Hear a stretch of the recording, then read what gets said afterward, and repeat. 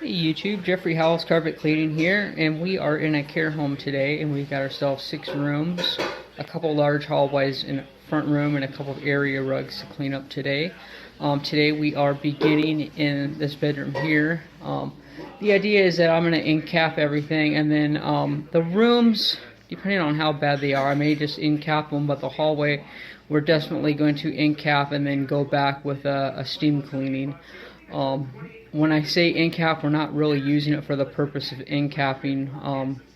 The back-away products can be used vice versa, either as end-cap or hot water extraction. So that's the purpose that we generally will put them to, is hot water extraction use. However, with some of the area rugs that may or may not be as soiled, we may just elect to end-cap them just so that it's less of an inconvenience for the tenants that are currently living here. Alright, so we got our truck fired up and ready to go. We gave it a good scrub. What we did is we came to this door, and I'm going to use this segment, which is about the last 20% of the job here. But what we do is we always run our hoses from the inside of the furthermost point, and I'm wanting to pull a little bit more slack of the solution line in because I'm needing a little bit more room when I'm working. Here, just a moment, I'll catch you guys in a minute. Alright, so this is where we begin, and we're just going to go ahead and extract these areas one by one. Alright you guys, so without going through every single room, this is typically the average size room of the care homes. They're usually arranged differently, depending on, chairs and beds and that sort of stuff. But they're all typically about this size. Okay you guys, this is where we came in, so I'm choosing to use this as a kind of a segue point for this wing side of the house, and then we will go over to this side of the house over here. It's just 2 rooms and a hallway there, but typically you would bonnet clean this olefin carpeting. You guys probably all have different opinions and ideas and all that. What happens with encapsulation, over time, I do know that it builds up, and I do know that we've bonnet cleaned this a few times before in the past.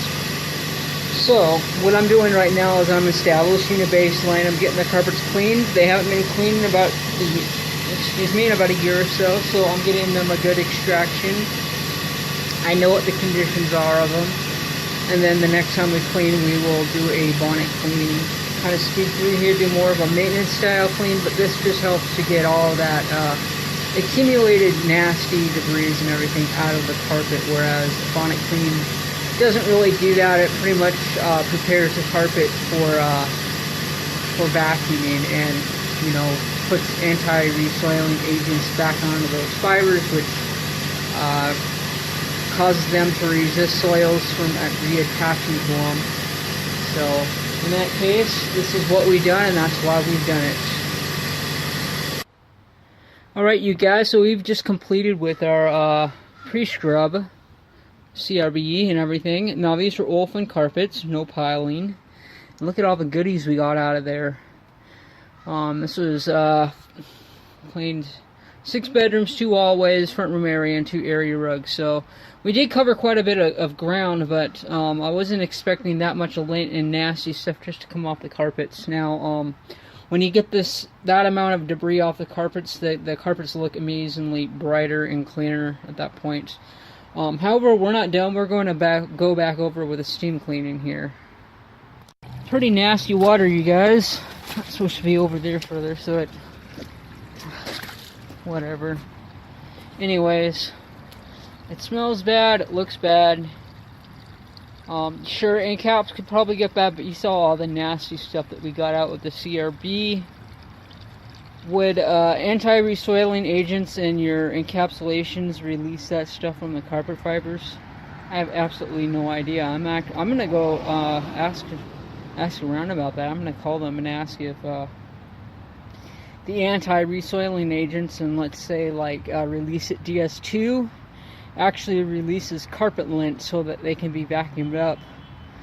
That I have absolutely no idea.